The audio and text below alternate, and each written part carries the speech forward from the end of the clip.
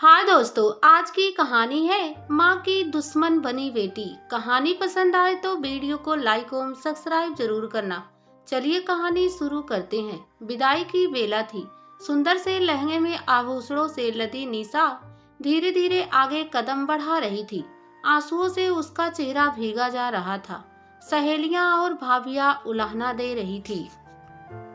अरे इतना रोगी तो मेकअप धुल जाएगा, इसी तरह की चुहलबाजी हो रही थी। मगर वह चाहकर भी अपने आंसू नहीं रोक पा रही थी। खुद को दोराहे पर खड़ा महसूस कर रही थी। आज वह सजी धजी सुंदर सी कार उसे पिया के घर ले जाने के लिए तैयार खड़ी थी। रवि कार में बैठ चुका था। निशा ने कनखियों से देखा तो लगा कि रवि बेसब्री से उसका इंतजार कर रहा था। मानो कह रहा हो, अब बस भी करो निशा, नए घर में भी लोग तुम्हारा इंतजार कर रहे हैं। वह एक कदम आगे बढ़ती तो दो कदम पीछे वाली स्थिति थी। पापा भैया पास में ही खड़े थे। निशा पलटकर पापा के गले लगकर रोने लगी। भाई उसे प्यार से सहला रहा था, मानो पापा से छुड़ाना चाह रहा हो और कह रहा हो, दीदी, एक नई सुंदर सी दुनिया तुम्हारी प्रतीक्षा में है, उसका स्वागत करो। तभी उसने देखा कि माँ किसी अपराधनी सी दूर खड़ी अपने लुढ़कते आंसुओं को छुपाने का असफल प्रयास कर रही थी। दोनों तरफ से स्थिति कमोबेश एक सी ही थी। माँ आगे बढ़कर उसे गले लगाने का साहस नहीं कर पा रही थी, क्योंकि उन्हें डर था कि कहीं निशा नाराज ना हो जाए। ये अधिकार निशा ने उन्हें आज तक दिया ही नहीं था। इधर निशा भी चाहते हुए महत्व की प्यास को सहलाने में नाकाम साबित हो रही थी। बड़ी ही मुश्किल से माँ धीरे धीरे आगे आकर खड़ी हो गई। मौसी, बुआ सभी से निशा प्रेम से गले मिल रही थी। तभी अचानक माँ के दिल में गहरा दर्द का सैलाब उमड़ पड़ा और उसे जोर की रुलाई आ गई। यह देखकर निशा से रहा नहीं गया। वह माँ की तरफ बढ़ी। दोनों माँ बेटी इस तरह गले मिली जैसे दोनों को एक दूसरे से कोई शिकवा शिकायत ही ना हो। शब्द साथ नहीं दे रहे थे। बस कुछ देर एक दूसरे से लिपटकर दोनों पूर्ण हो गई थी। अब निशा को जाना ही था, क्योंकि कार काफी देर से स्टार्ट होकर खड़ी थी। नए घर में पहुंचकर निशा को बहुत प्यार सम्मान मिला। शुरू के कुछ दिनों में उसे किसी भी काम में हाथ नहीं लगाने दिया। उसकी छोटी प्यारी सी ननद अपनी माँ के हर काम में हाथ बटाती। धीरे धीरे हाथों की मेहंदी का रंग छूटने के साथ साथ निशा भी घर परिवार की जिम्मेदारियों में शामिल हो गई। जबकि माँ के घर में वह कोई भी काम नहीं करती थी।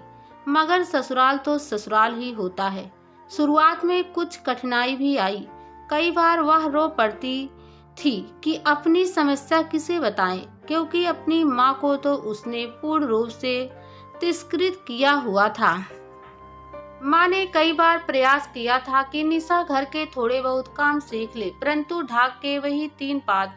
जब कुछ छोटी थी तो पापा के लाड प्यार की वजह से, और फिर बड़ी होने पर माँ से एक अनकही रंजिश होने के नाते यूं निशा को काम करने में कोई परेशानी नहीं थी। परंतु वह माँ से कुछ नहीं सीखना चाहती थी। ना जाने क्यों उन्हें अपना दुश्मन समझने लगी थी। वह विवाह को लगभग 20 दिन बीत चुके थे।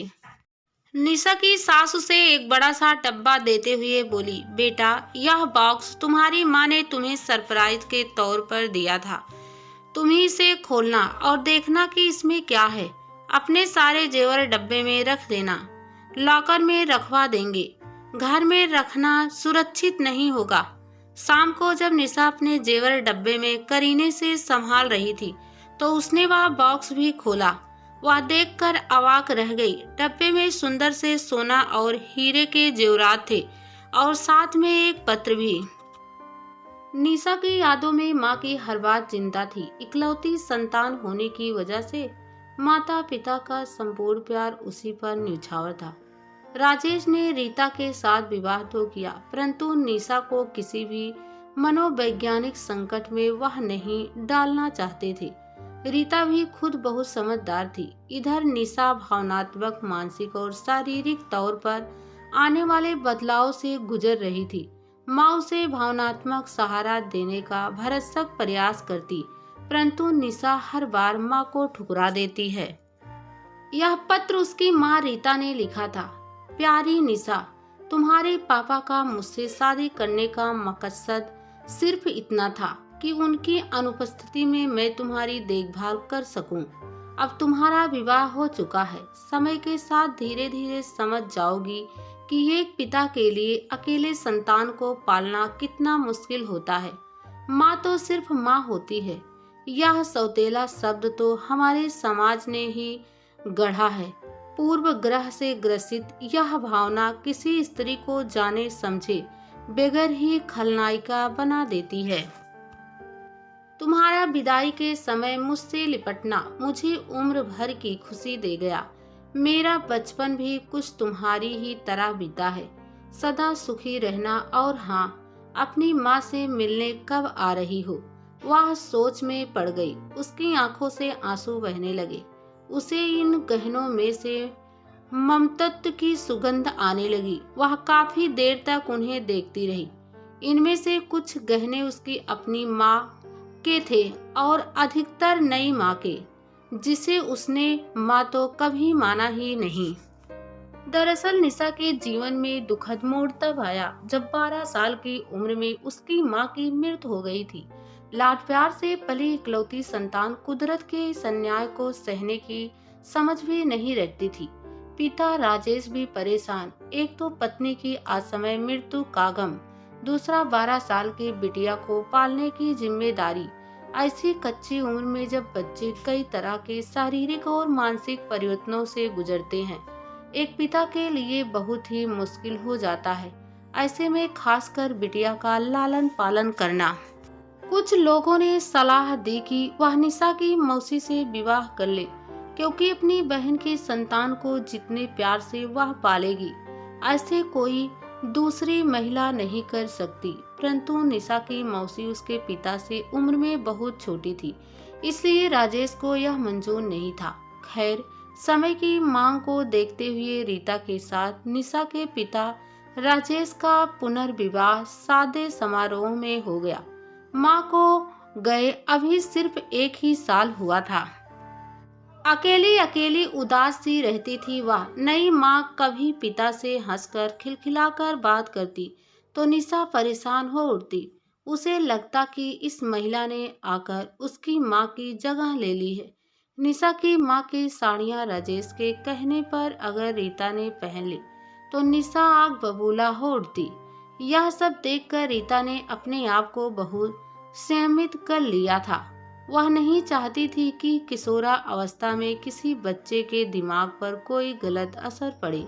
समय के साथ साथ निशा का अकेलापन दूर करने के लिए एक छोटा भाई आ चुका था। आश्चर्य कि छोटे भाई से निशा को कोई शिकायत नहीं थी।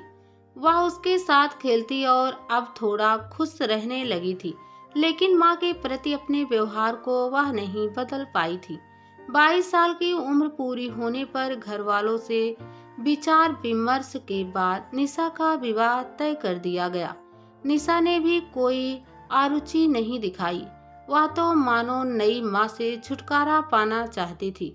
आज इन गहनों को संभालते वक्त वह सोचने लगी कि अपनी माँ की साड़ी तक वह नई माँ को नहीं पहनने देती थी, और इस अनचाही माँ ने तो उसे खूब लाड प्यार से पाला, कभी अपने बेटे और उसमें कोई फर्क नहीं किया।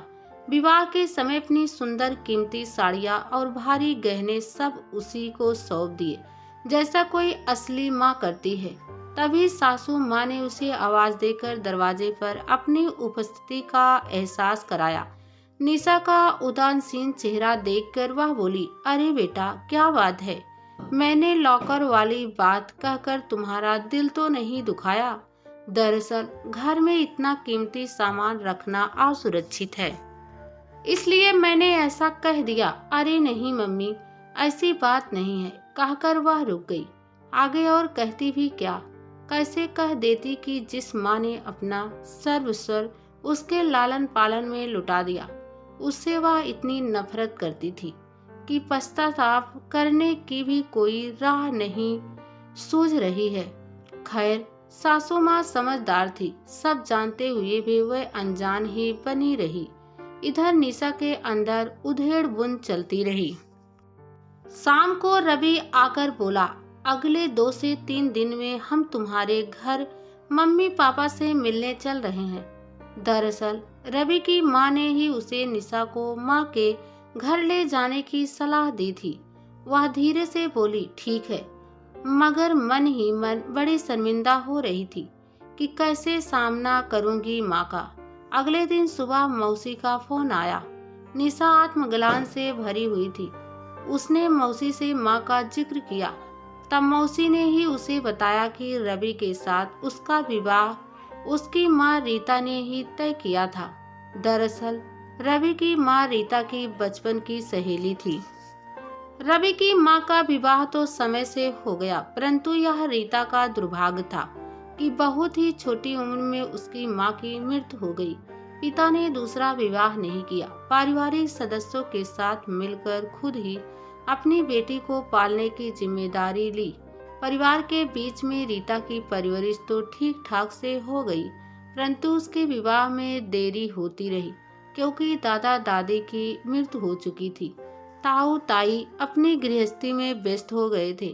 अब रह गए थे रीता और उसके पिता। वह पिता को छोड़कर कहीं नहीं जाना चाहती थी। अधिक उम्र हो जाने पर भी लड़की के लिए लड़का मिलना कभी कभी मुश्किल काम साबित हो जाता है। इसलिए जब राजेश की पहली पत्नी की मृत्यु हुई, तब रीता का विवाह उनके साथ इस शर्त पर हुआ कि उनकी बेटी निशा को अपनी बेटी की तरह मानकर पालेगी, और रीता ने यह जिम्मेदारी बखूबी निभाई। कुछ साल बाद अपना बेटा होने के बावजूद भी उसने दोनों बच्चों में कभी कोई फर्क नहीं किया, और आज भी यह रीता ही थी जिसने निशा का रिश्ता अपनी सहेली के बेटे रवि से करवाया था, ताकि वह स्वयं अपनी बेटी के भविष्य को लेकर आशान्वित रहे। परंतु यह बात परिवार के किसी भी सदस्य ने निशा को नहीं बताई थी, क्योंकि उसे तो नई माँ से अत्यधिक बैर था। फिर वह ये बात कैसे बर्दाश्त करती, यह जानकर निशा अत्यधिक दुखी और शर्मिंदा थी। उसने साहस करके माँ को फोन मिलाया। उधर से माँ की प्यारी सी आवाज आई, बेटा, रिश्तों को सहेजने की कोई उम्र नहीं होती। जब भी अवसर मिले इन्हें संवार लो।